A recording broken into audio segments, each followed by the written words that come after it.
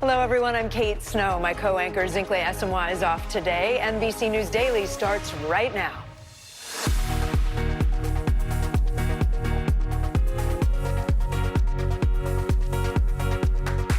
Today, Thursday, March 27th, 2025. Full speed ahead. President Trump announces a 25% tariff on all cars and car parts imported into the U.S. What it means for anyone in the market for a new car or even a repair.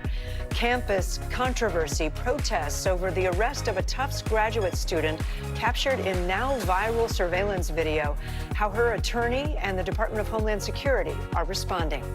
Safe House, an entire Southern California neighborhood built to protect homes from wildfires. What it's made of and why this community could be a blueprint for more to come. And how sweet it is. March Madness returns tonight with the men's Sweet 16. The matchups to watch with the Final Four now in sight. We're going to have Steve Kornacki for you. He doesn't just do politics. He's at the big board with the NCAA tournament for you. We do begin this hour, though, with the auto industry gearing up for the impact of new tariffs. President Trump announced a 25% tariff on all cars and auto parts manufactured outside of the U.S. Those will go into effect next week. So what will that mean for consumers? Let's give you some perspective. Nearly 8 million cars were imported last year, according to the White House. Earlier today, Ferrari announced that it will increase prices on some models by 10% to offset the costs. On top of all this, President Trump is threatening additional tariffs on key trade partners. The president posted on social media, if the European Union works with Canada in order to do economic harm to the USA, large-scale tariffs, far larger than currently planned, will be placed on them both. NBC News business and data correspondent Brian Chung joins us now in the studio. So, Brian, for anybody who was thinking about buying a car or was thinking about getting a car repaired, what do they need to know about prices? Well, they need to know that prices are likely to go up. And it's not just Ferraris, as you mentioned at the top there. These are cars that everyday people will be buying as well. So some examples of some cars just here in North America that are maybe assembled across our borders to the north and south. Cars like GMC Terrain, the Dodge Ram 2500 made in Mexico, some Chevy Silverados and a Ford Edge are made in Canada. So they would presumably get tariffed unless they're entirely compliant with the USMCA, which is the trade deal that the Trump administration negotiated in the first term. But any cars coming even from outside of those countries would face that 25% tariff as well. That's the reason why Goldman Sachs, the Wall Street Bank, has projected that for foreign cars, the sticker price could go up somewhere between $5,000 to $15,000. And even for domestic vehicles, for the reasons that I just outlined, could rise by $3,000 to $8,000 as well. Yeah. So that whole range is $3,000 to $15,000 more for a big expenditure for a lot of families. Yeah, it's a big. You save all year. You save for years to get that car.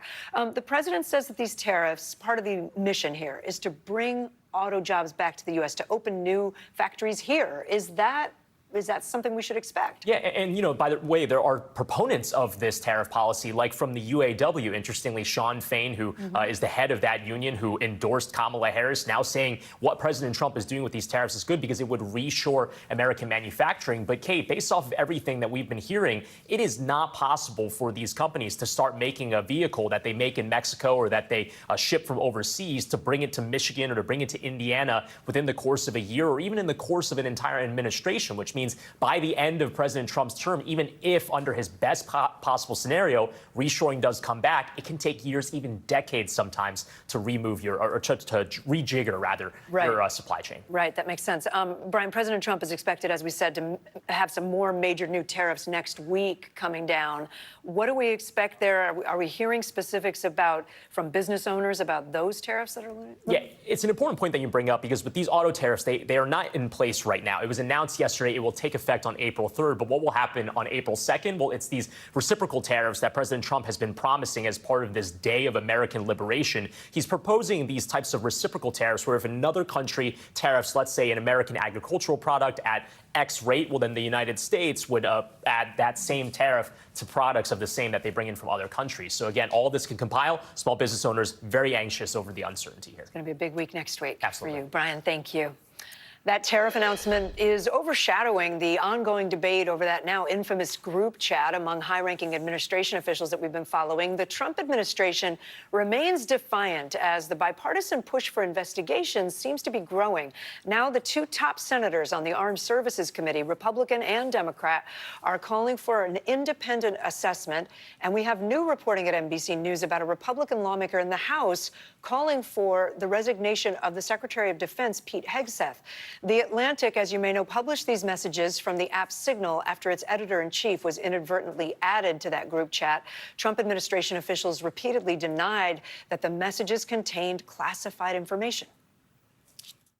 It was sensitive information, not classified, and inadvertently released. And what we should be talking about is it was a very successful mission. Our world is now safer because of that mission. We should note the text did not include information on specific targets. Joining us now, NBC News Chief White House Correspondent Peter Alexander is with us. Peter, these senators are calling for an inspector general investigation.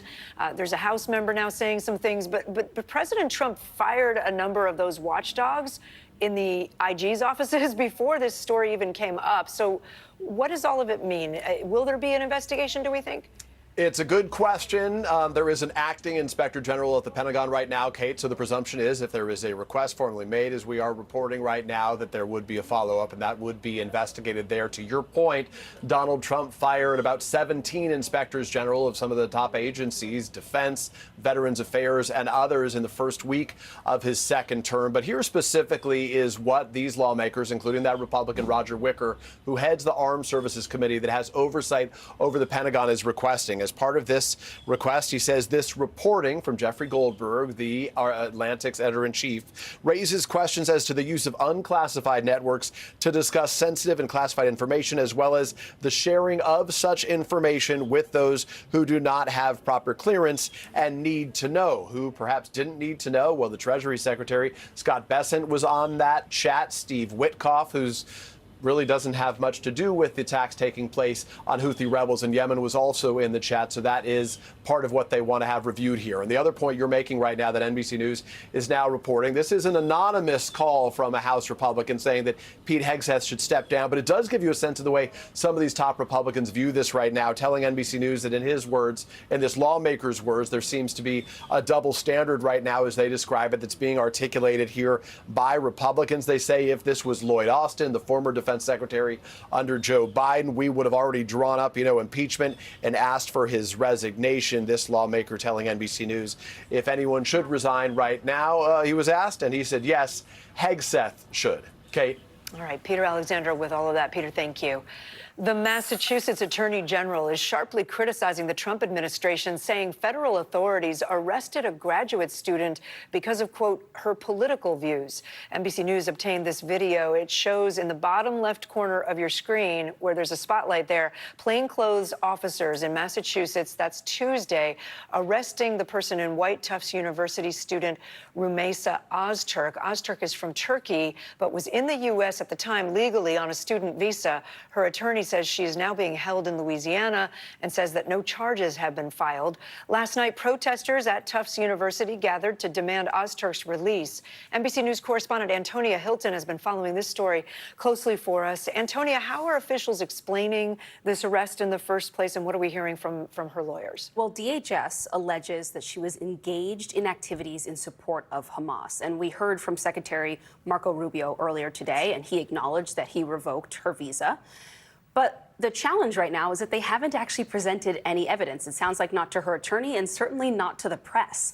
What we do know is that she was a co-author of an op-ed last year, so under the Biden administration, actually, in which she criticizes Israel and criticizes Tufts for maintaining a relationship with Israel. What she doesn't say, though, for example, is I support or I love Hamas or something like that. And so, First Amendment lawyers, experts in immigration law, tell me that being a co-author of an op-ed like this is not sufficient evidence that you have participated in or supported terrorism. And so, there's a network of lawyers, many of them actually here in New York, who are supporting people like Ozturk and are preparing for a big fight right now. That said, we don't know if the government might have something else or more that That's right. They just haven't shown it to us. Yeah, and Ozturk is not the first, as you alluded to, not the first student or graduate student to be arrested or detained by the Trump administration. Remind us where we're at now. This is happening in many places. That's right. Obviously, the biggest story has been Mahmoud Khalil, a Columbia graduate student who is actually also detained still in Louisiana, so not far from where Ozturk is now. Tomorrow, there is a hearing in New Jersey over his federal case. But Ozturk is not even actually the only person to whom this has happened this week.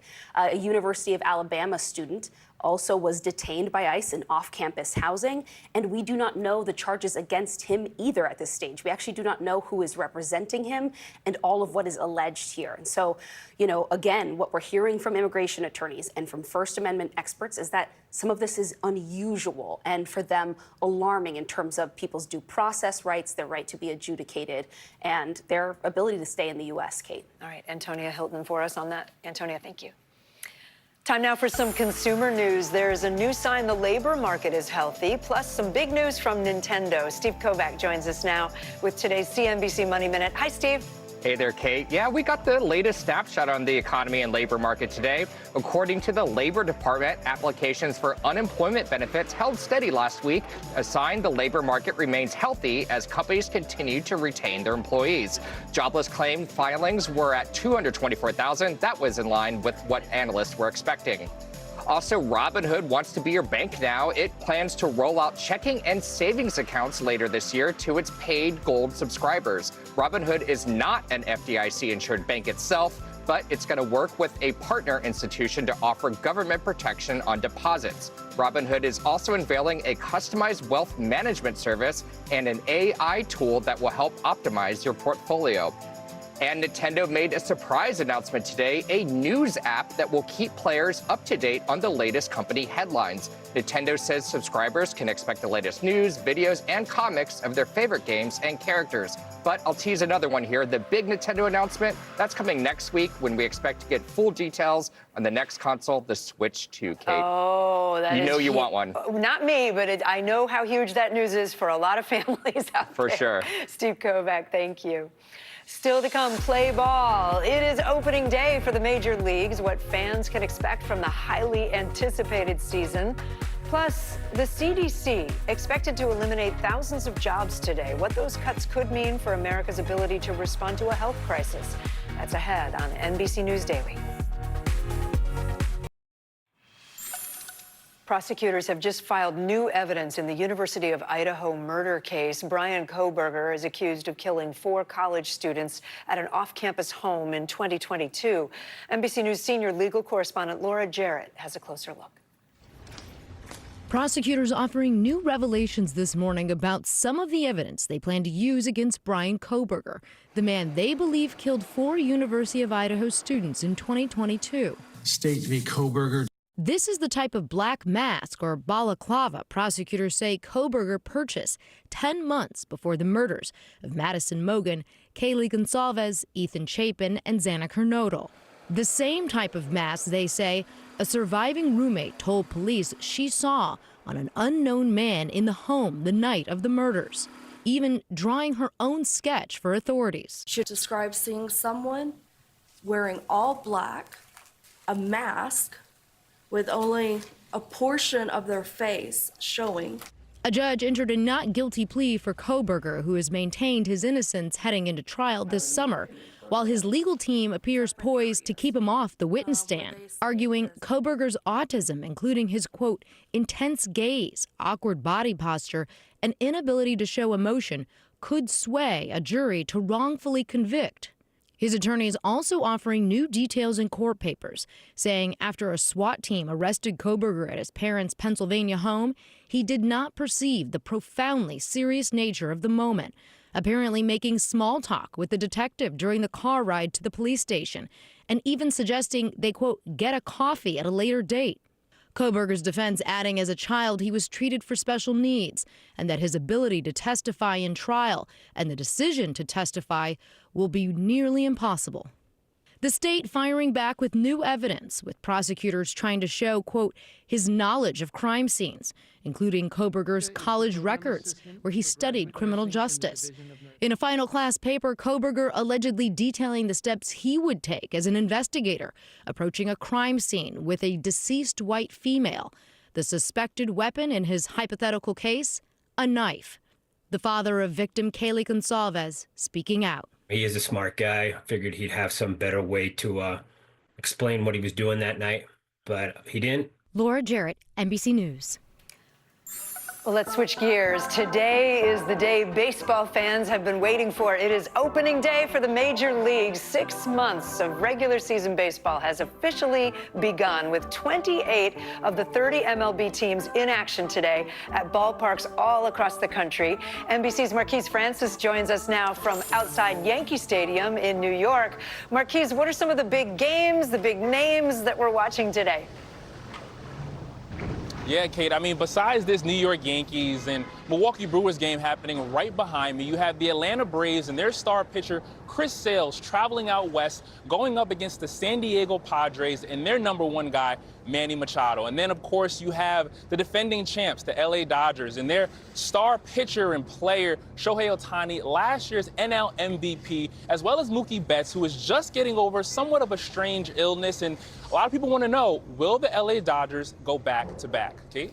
And Marquise, I got to ask you one kind of silly question, because I know ballpark food can be like an event all of its own. I understand you found some interesting additions to menus across the country. What do we got? Oh, absolutely. I mean, if you go to a ballpark and you're really not into the game, you can guarantee you will get some good eats, even including here at Yankee Stadium. I want to pull up a full screen, because here at Yankee Stadium, you can get what's called a helmet tiramisu. Across just down the road in Philly, at Philadelphia Phillies, you can get a s'mores quesadilla. In Seattle at the Mariners ballpark, you can get a what-up corn dog. And in Toronto, you can get cotton candy fries. And so for a lot of these people, for a lot of those foods, a lot of people are drooling. For other people, maybe their stomach is turning a bit. But I would say, depending on where you land there is something for you at a ballpark. There's something for you. The s'mores quesadilla, maybe. I could maybe see that. I couldn't tell what that green one was at all. What is that? What up corn dog? It's just green? Oh, it's the Phillies. Yeah, I'm not sure there. Oh, it's the Mariners. Yeah, it's the Mariners. I think it's one of those things you might just have to, just try it out and see what happens. Yeah, we'll go on a tour together. Marquise Francis, thank you. Still to come, a pint-sized White House invader slips through the fence and onto the lawn. Everything's okay now. We'll be back. Bottom of the hour now. Here are some of the stories making headlines on NBC News Daily. Starting today, you can get a new U.S. postage stamp that honors legendary comedian Betty White. The U.S. Postal Service has released 35 million of these Purple Forever stamps. They include tiny paw prints to symbolize Betty White's lifelong advocacy for animals. White was known for iconic roles in The Golden Girls and The Mary Tyler Moore Show, among others. The beloved actor died in 2021 at the age of 99. A tiny trespasser at the White House. A little boy slipped through the security fencing outside the White House yesterday, making his way onto the north lawn. And you see the video there, Secret Service officers picking the child up and carrying him back across the lawn. He was quickly reunited with his parents without incident, we're told. And breaking news, President Trump says that he is withdrawing his nominee for ambassador to the United Nations. He had picked Republican Congresswoman Elise Stefanik for the role, but he's withdrawing the nomination, he says, because of Republicans' razor-thin majority in the House. Stefanik was one of the first Trump nominees to have a confirmation hearing, but the full Senate had not yet voted on her confirmation. The president has not named a replacement pick just yet. The Department of Health and Human Services announced today that it will undergo a, quote, dramatic restructuring, slashing 10,000 full-time jobs across the agency. This is in addition to the 10,000 employees who have already chosen to leave voluntarily, according to the HHS. That means the Federal Health Department will shed about a quarter of its workforce.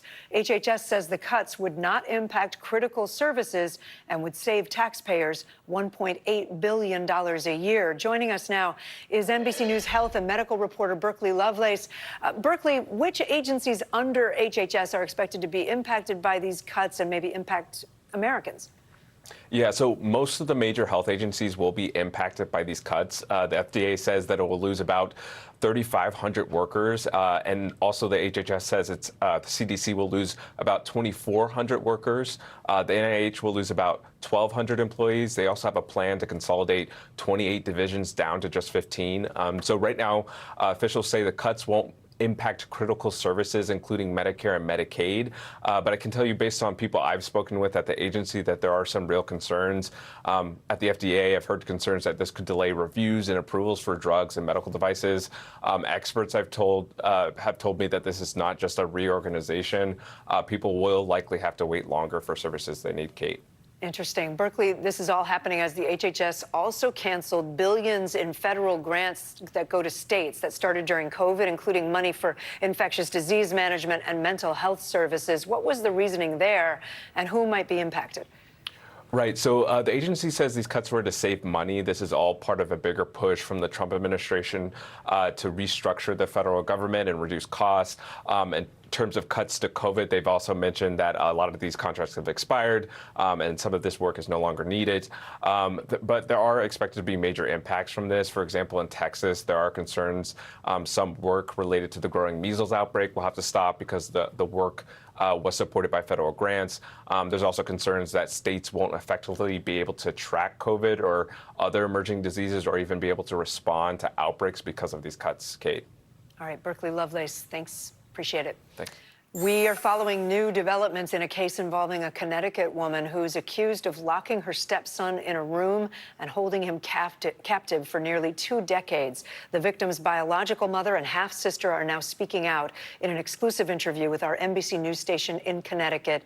And we do want to warn you, this next story talks about suicide. Here's reporter Amanda Pitts. It's hard to think about what he had to go through. Just knowing that he was right there. Tracy Valorand has spent the last 3 decades wondering where her son was, not knowing he was a few towns over, allegedly being held captive in a room at the hands of his stepmother. I don't hate people at all. This one, I hate. The 52-year-old gave up custody of her son shortly after his birth in 1993. When asked why, she says the story starts with her daughter, Heather Tessman, and losing custody of her back in 1990. DCF took her, said that she had shaken baby syndrome. Valorand says her daughter's father was charged and Tessman went to live with foster parents. She said the custody battle broke her. Around this time is when she met her son's father, Craig Sullivan. I ended up trying to kill myself because I knew I wasn't getting her back. Craig would visit me while I was in the hospital. After we got married, we had our son. But she still struggled. I was still having issues coping. Things didn't work out between the two of us. And I was thinking that I was giving my son a better chance at a full life.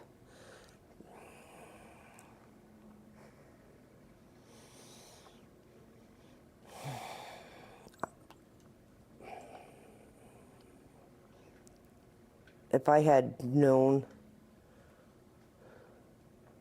what, I just can't fathom. I have no words. Her son went on to live with his father and Kimberly Sullivan. Valorand said she made attempts to get back into her son's life. There was a park that I was told Craig would actually take him for walks. I would park there and be there for hours just trying to see if I seen him. Never seen him. When he turned 18, did you try more? Absolutely. High school yearbooks. I know I started there. Nothing in Waterbury, nothing in Wolcott. I didn't have any reason to worry because as far as I knew, he was with his parents, living his life. His life, according to him, was spent in seclusion. What were they doing? Were they waiting for him to actually die? What were they going to do then? Going forward, Valorand and Tessman say they plan to be at every court appearance of Sullivan's. I'm going to be there for my son. I'm going to be there for my brother. Just stared daggers through his skull. As for the son and brother they haven't yet met, they hope to someday. He's in a very delicate stage right now, so if he reaches out, absolutely, but it's not about us, it's about him and his recovery. You're just waiting on that call? Yeah. Amanda Pitts, thank you for that reporting. Well, thousands of homes were destroyed, as we remember, by the wildfires in Los Angeles just a few months ago. Now, one California-based company has unveiled what it calls the first ever fire-resilient community. The homes are built to withstand threats from fires and climate change. CNBC senior climate and real estate correspondent Diana Olick joins us now. Diana, good to see you. Tell us more about this community and how these homes were designed. Well, this first of its kind development is in Escondido, just outside San Diego. Upon completion, 64 single-family homes that will meet wildfire resilient standards developed by the Insurance Institute for Business and Home Safety. The standards are designed to protect homes against the three major sources of ignition. That is flying embers, flames, and radiant heat.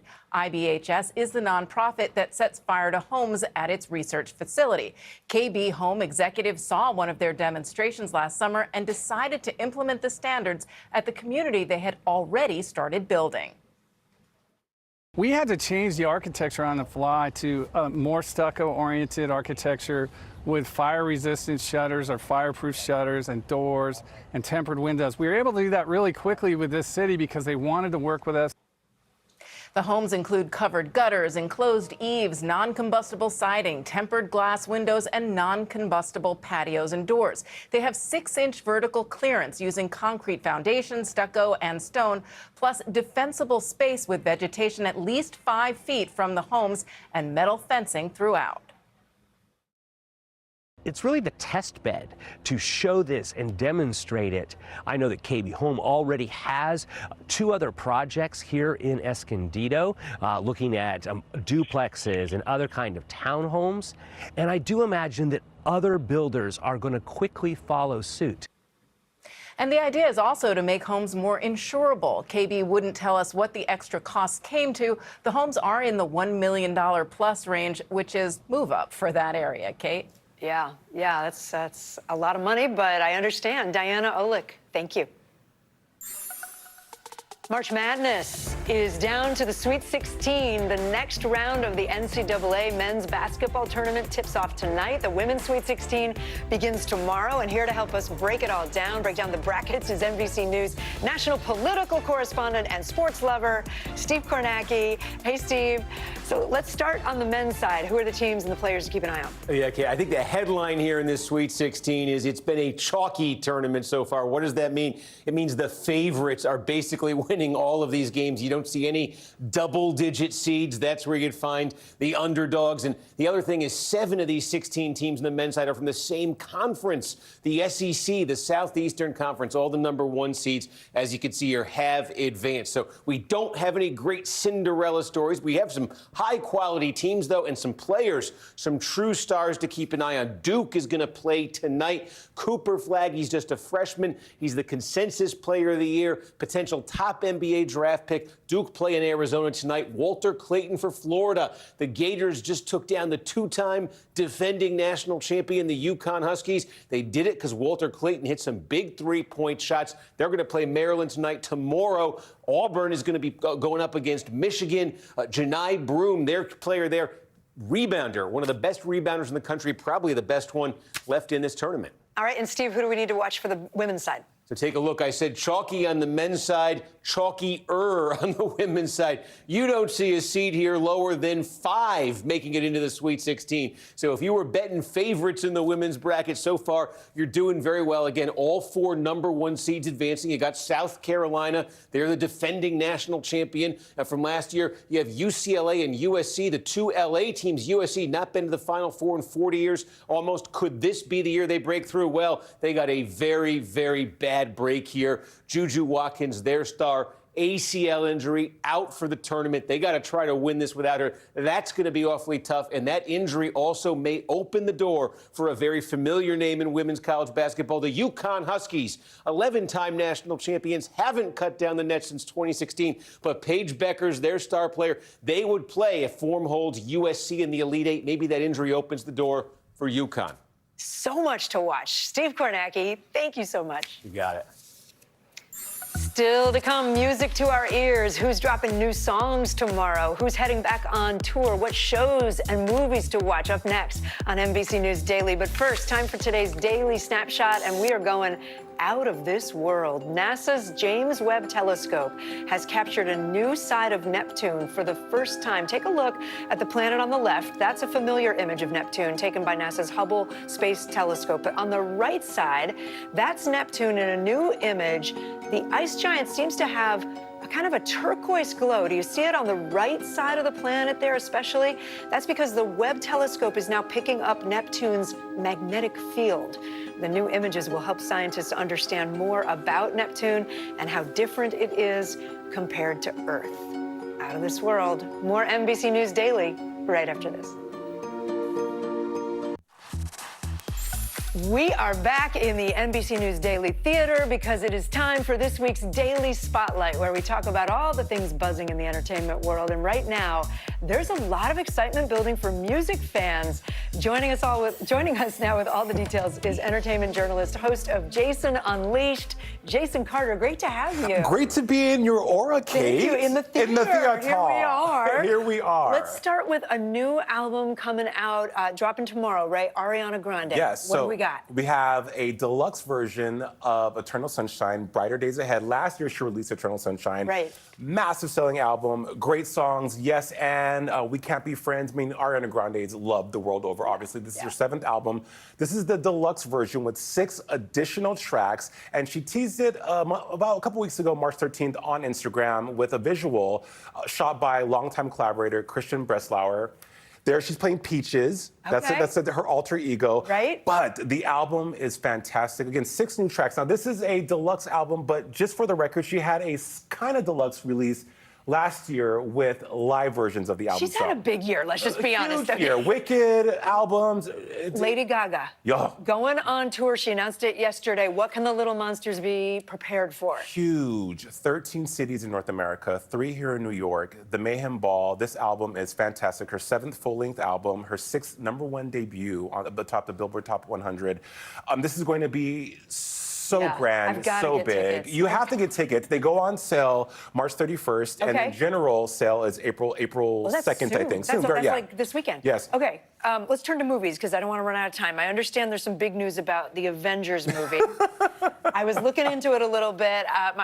We are a Marvel family in my house, but some people are worried that a lot of the cast that you expect to be in Avengers movies are not there. They're not. They're not. So there was a huge release, right? We have Tom Holland, Benedict Cumberbatch, Brie Larson, Spider-Man, respectively, Doctor Strange, Captain Marvel, in addition to no Deadpool, no Wolverine, no Hulk, no Scarlet Witch. Who is in this movie? A lot of people are in this movie. You have Robert Downey Jr., Chris Hemsworth, you have Pedro Pascal, and also, as I mentioned earlier, the Russo brothers who are directing are bringing back characters from the X-Men movies from the early 2000s. Which I know is big for the universe. They weren't a part of the MCU before. Now they are. Yes. So this is in theaters May 1st of 2026, and this is the 5th Avengers movie. A lot of parents, and in my circles, are talking about Adolescence on Netflix, which seems to really be kind of having some kind of a cultural moment. Not some kind of Kate, it's having a massive cultural moment. I mean, it's into the zeitgeist, and it's created this conversation around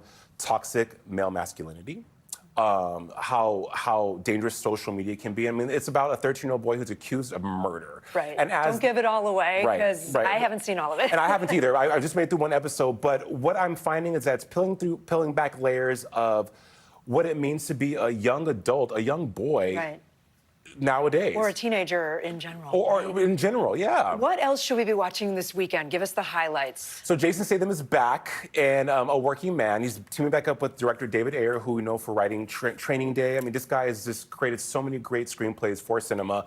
And if you've seen one Jason Statham movie, you've seen them all. It's like going to your favorite restaurant, ordering your usual. You know it's predictable, but it's delicious. But he plays a retired black ops soldier who retires to a normal life of construction, only to be reactivated when his boss's daughter is abducted and sent into human trafficking. What was the second that you were going to recommend for the weekend? The Lifeless, starring Sophia Carson. It's a rom-com about a woman who loses her mother, but in order to get her inheritance, she has to complete everything on her bucket list that she created when she was 13. Oh, that's cool. Yeah. Okay. You know, I love a good rom-com. Me too. And we love you, Kate Snow. Jason, thank you, Jason Carter. Great to have you with us. My pleasure. There's much more news ahead. You are watching NBC News Daily.